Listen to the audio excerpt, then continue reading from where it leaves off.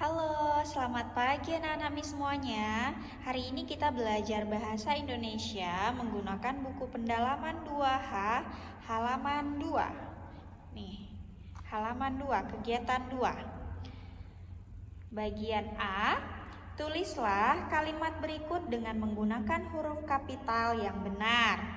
Nah, ini kan kita sudah pelajari tuh di buku panduannya kemarin ya kan. Sekarang kita latih kembali menuliskan kalimat dengan huruf kapital yang benar. Nah, huruf kapital itu digunakan pada awal kalimat untuk menuliskan nama orang, untuk menuliskan nama Tuhan, ya kan?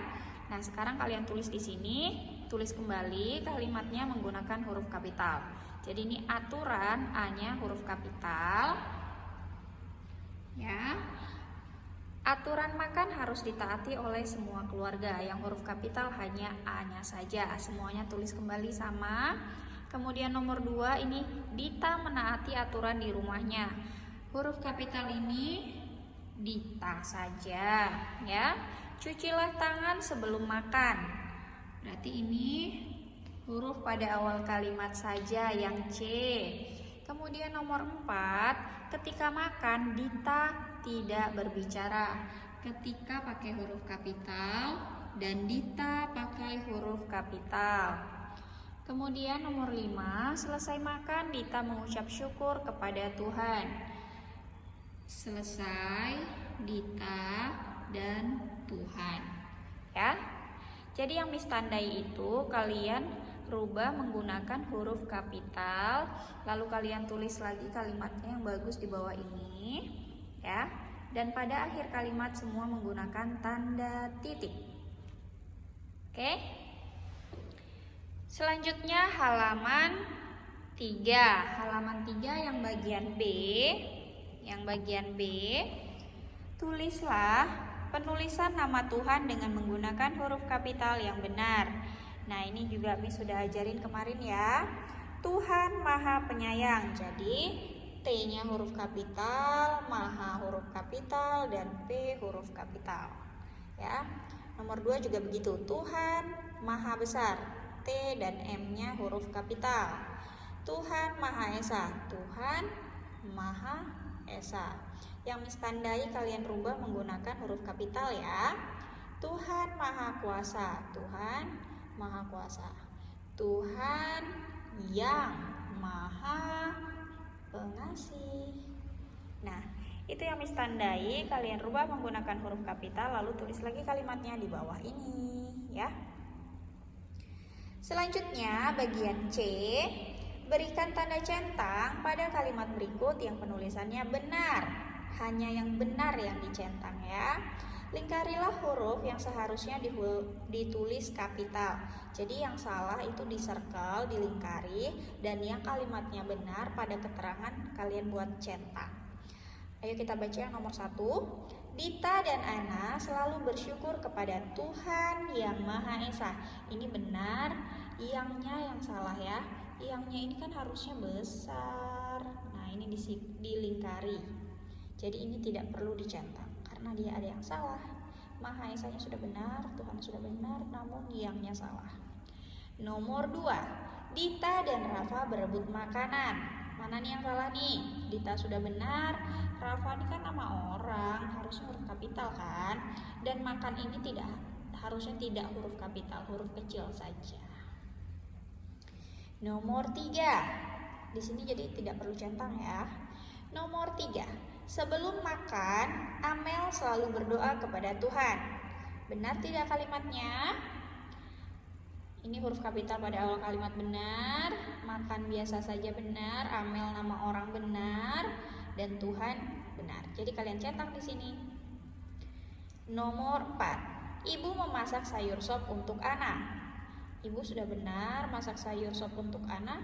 Ana kan nama orang, harusnya pakai huruf kapital. Jadi di sini tidak perlu diberi tanda. Ketika makan harus duduk dengan benar. Ketika sudah benar, makan harus duduk dengan benar. Kenapa di sini tiba-tiba huruf kapital? Harusnya huruf biasa aja kan? Yang nomor 6, Alin bersyukur atas nikmat yang diberikan oleh Tuhan.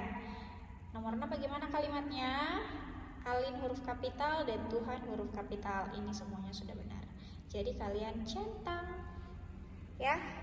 Halaman 2 dan halaman 3 sudah selesai. Selanjutnya halaman 16 dan 17. 16. Ini tentang kalimat tanya. Yuk kita baca dulu ceritanya sama-sama ya. Kalian baca di rumah dan Miss baca dari sini.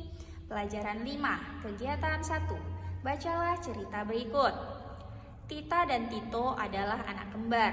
Sama seperti Hubert dan Halbert kan? Minggu pagi, Tita dan Tito main bersama.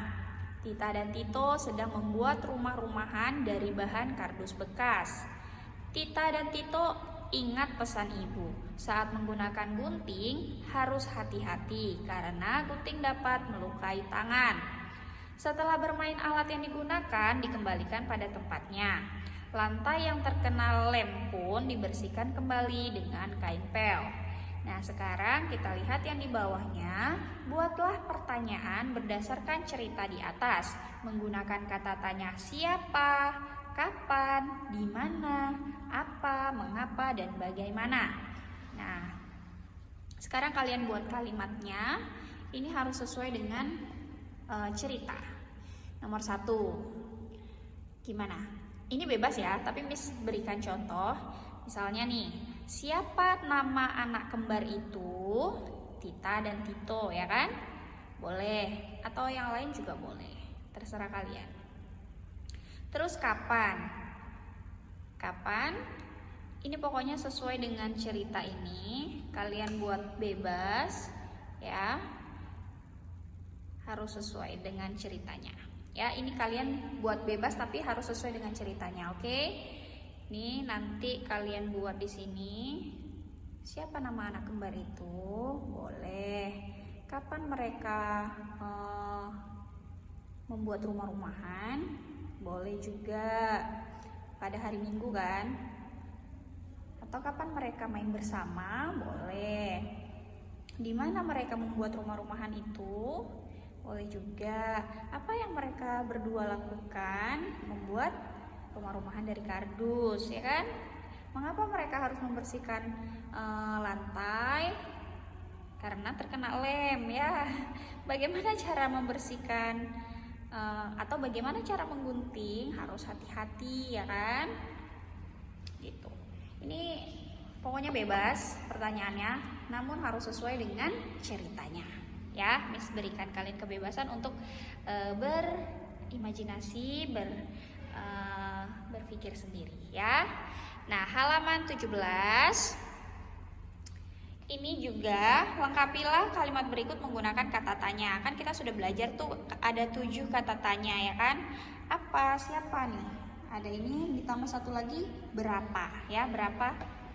Nih ada 6 tambah satu lagi berapa? Jadi ada 7 kata tanya. Nah, kalian cocokkan dengan kalimat yang di sini. Misalnya titik-titik namamu. Siapa namamu? Kamu membeli sepatu itu? Di mana kamu membeli sepatu itu? Atau kapan kamu membeli sepatu itu? Boleh. Ibumu pulang dari Jakarta. Kapan ibumu pulang dari Jakarta? Boleh. Ini pokoknya kalian buat harus sesuai dengan kata tanya yang ini, ya. Dan yang terakhir, bagian C, jodohkanlah dengan jawaban yang benar. Kata tanya yang digunakan untuk menanyakan kata benda bukan manusia, apa tuh? Adalah kata benda bukan manusia. Kalau manusia kan siapa? Berarti untuk menanyakan kata benda berarti apa-apa yang kamu pegang itu, misalnya es krim. Nah, apa? Di sini apa? Kata tanya yang digunakan untuk menanyakan waktu. Kapan? F. Kata tanya yang digunakan untuk menanyakan cara dan akibat suatu perbuatan. Cara bagaimana? Kata tanya yang digunakan untuk menanyakan orang atau nama orang. Siapa? C. Siapa? Kata tanya yang digunakan untuk menanyakan jumlah bilangan. Berapa? Berapa? Kata tanya yang digunakan untuk menanyakan sebab atau tindakan. Sebab. mengapa. Mengapa? Kata tanya yang digunakan untuk menanyakan tempat di mana. Ya. Oke, hanya ini saja tugasnya. Halaman 16 dan 17 ini kalian kumpulkan ya. Halaman 16 dan 17 dikumpulkan. Halaman 3 tadi udah bisa lah ya. Halaman 16 dan 17 saja yang dikumpulkan. Oke, terima kasih. See you next time and bye-bye.